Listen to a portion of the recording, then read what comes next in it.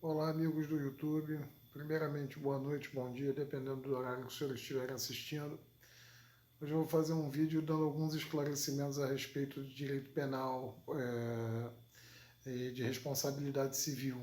Então, vou mencionar aqui a questão das vias de fato e da lesão corporal. A primeira diferença, né? Basicamente, a diferença básica, não é a primeira diferença. Basicamente, as vias de fato são aqueles empurrões, puxões de cabelo, trombadas, etc., que não configuram ofensa física, à integridade física ou à saúde de outrem. Portanto, tudo que caracteriza ofensa física ou a saúde ou a integridade física de outrem, ou a integridade, inclusive, mental de outrem, psicológica, inclusive, porque o crime de lesão corporal ele pressupõe ofensa à saúde. Se for física, a saúde é física, e mental é uma conjugação de ambas, a o crime de lesão corporal. Mas se houver o que precede, o que vem antes da lesão corporal, são as vias de fato normalmente. Então, por exemplo, começa uma discussão, começa uma briga, começa uma troca de empurrões, aí surge um tapa, surge um soco, surge uma facada, surge um tiro, aí já é outra tipificação penal, homicídio culposo, doloso, etc. Então hoje nós vamos, como nós estamos falando só da diferença entre de o que caracteriza as vias de fato, realmente essencialmente é essa diferença. O que não for lesão corporal em um conflito físico caracteriza vias de fato. Então, um empurrão,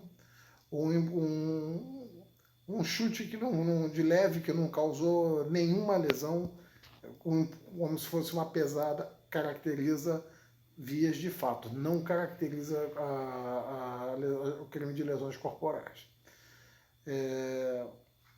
Uma outra questão interessante também a respeito das contravenções penais que devemos colocar aqui é a contravenção penal da perturbação do sossego público. Então, vizinho do barulho, algazarra, gritaria, etc., independentemente de horário, ok? Se houver algazarra, gritaria, confusão, bagunça, carro de som que extrapole os limites do aceitável, do tolerável, né, do homem médio, a tolerância do homem médio, isso, e atente contra a sociedade como um todo, o público como um todo, caracteriza a contravenção penal de perturbação do sossego público. Então, são exemplos de que é uma contravenção penal, diferença básica, né, de contravenção penal para um crime. Contravenção penal, já dizia, né, Nelson Hungria, que é um crime anão, é um crime menor, é uma infração penal, engloba crimes e contravenções. Então, portar, por exemplo, o famoso porte de arma branca, porte de faca, etc., é uma contravenção penal de porte de arma, que o porte de arma hoje ele é previsto pelo Estatuto do Desarmamento de Arma de Fogo. Então, portanto, aí a pergunta que fica, o sujeito pratica uma contravenção penal. Ele tem o dever de indenizar, vamos fazer um paralelo aqui com o direito civil. Ele efetivamente tem o dever de indenizar. Todo dano causado pelo crime, leia-se crime, infração penal, que engloba a contravenção penal também. Por exemplo, vamos trabalhar a questão dos danos morais e materiais. Estamos numa situação de discussão, num local formal, numa festa, cheio de testemunhas, a pessoa vai e joga um copo de água no rosto de alguém, ou simplesmente a empurra. A pessoa vem e não acontece nada, é só um empurrão, chega o pessoal deixa disso, ocorrem injúrias, ofensas, né? Ofensas à dignidade, ao decoro da pessoa, etc. essas atitudes geram o dever de indenizar. Então, todo ilícito penal, ele gera o dever de indenizar. Porém, nem todo ilícito civil caracteriza um ilícito penal. Então, o dano moral causado por esse empurrão nessa festa, ele tem que ser mensurado em razão da qualidade do agente, da pessoa do dano, da humilhação que a pessoa se expôs, perfeito? Do sofrimento que ela passou, da angústia de ela estar exposta ali numa situação de conflito, de empurrão, de ofensa, etc. Isso tudo é incluído na ação de indenização, na ação de indenização, de dano material, dano material indeniza-se, dano moral repara-se. Então, portanto, nessa ação de indenização causada por crime ou contravenção penal, ela tem que ser incluída esse dano moral e o dano material. O dano material, por exemplo, se numa discussão dessa, a pessoa, dependendo do teor da discussão, se for uma discussão, digamos, entre homens a respeito de mulher, e um ofende o outro a ponto de um inventar que o outro trai a esposa dele.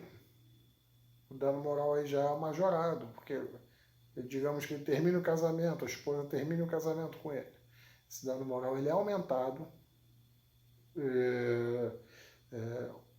em função de eventual divórcio que a pessoa é exposta, guarda de filho, caso tenha, e tudo relativo ao sofrimento que a pessoa vai experimentar em função do ato ilícito praticado por ele.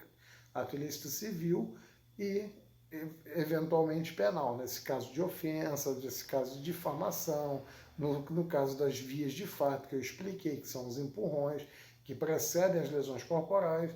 Então, portanto, todo ilícito penal gera o dever de indenizar, seja crime ou contravenção.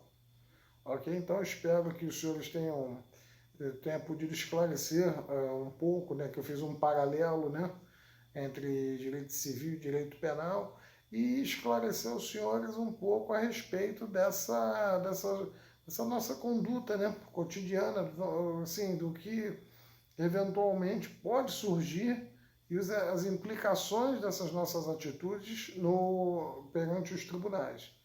Então, primeiramente, no fim, eu agradeço aos senhores, desejo tudo de bom, saúde a todos, espero que os senhores tenham esse vídeo tenha alcançado e esclarecido os senhores em relação a isso, e conto com a inscrição dos senhores, ao compartilhamento do vídeo, para que mais pessoas tenham inscrição no canal e ativação do sininho de notificações, para que mais pessoas tenham acesso à informação.